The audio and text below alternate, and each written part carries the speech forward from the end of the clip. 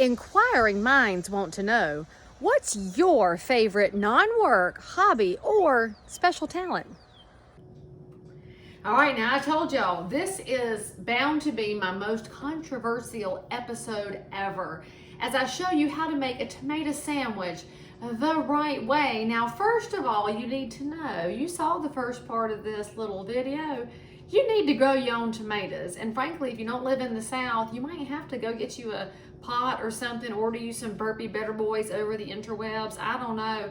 I mean, if you live in the South, frankly, women are required to grow them. It's like a rule, it's in our genes. And it was even affirmed in Steel Magnolias.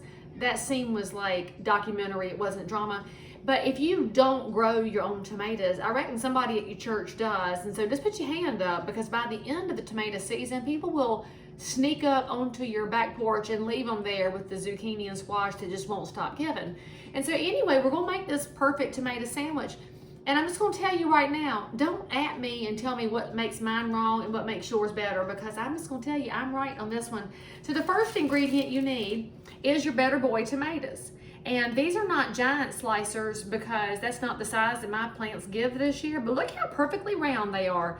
No GMO, no store-bought nothing. And look, even the little stem is pretty on these. Let's go ahead and pop that off. We don't need that there. And then you need Duke's mayonnaise. There is no other mayonnaise. This is not up for discussion, friends. This is the only mayonnaise that matters. And Greg, the next time I come to Iowa, yes, I will bring you some. And I will tell you, this is made in Richmond, Virginia. So it's a local-ish thing. And the only thing I don't like about it these days, I didn't realize they had soybean oil in there now. They must have changed that, but I forgive them because it's still Duke's. And this is it, people. Hellman's doesn't count.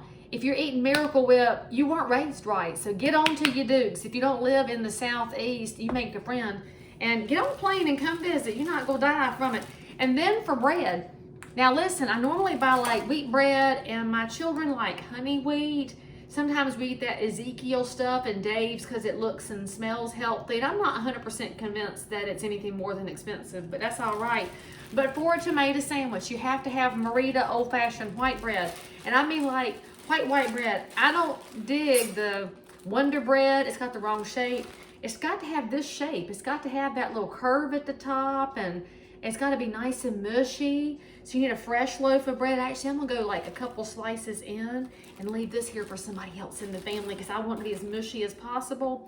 By the way, Merita Old Fashioned does not have high fructose corn syrup in it. It's got actual sugar. A whole bunch of ingredients I can't pronounce, but that's all right. All right, so what you're gonna do now is put these two pieces of bread right here side by side. Let me see if I can get my camera angle to work here as I learn better how to have a studio kitchen. Look, I mean, that legit looks like I planned it. I mean, right.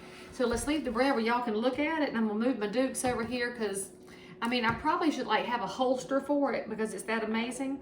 And we'll actually put the mayonnaise on first. I got distracted because, you know, I was thinking about a holster for mayonnaise, and I don't know if they've invented one yet, but I imagine somebody on Etsy probably has, and they're probably selling it, and it's probably monogrammed, because there's a lot of monogrammable things on Etsy, which, by the way, people do ask me where I got this watch band for my Apple Watch, and it came off of Etsy, y'all. That's not a real Lily Pulitzer. It's, I don't know, somebody, nice little young lady that makes them. So put on enough mayonnaise that you won't die, because you don't want to overdo, because it'll overtake the taste of your tomatoes. And then let's slice our tomatoes. Don't make them super heavy thick, because then you're gonna have the juice that's gonna, I'm making a video right now and you're in it. Hello, welcome, that's Cora. Everybody say hello to Cora, who snooked through.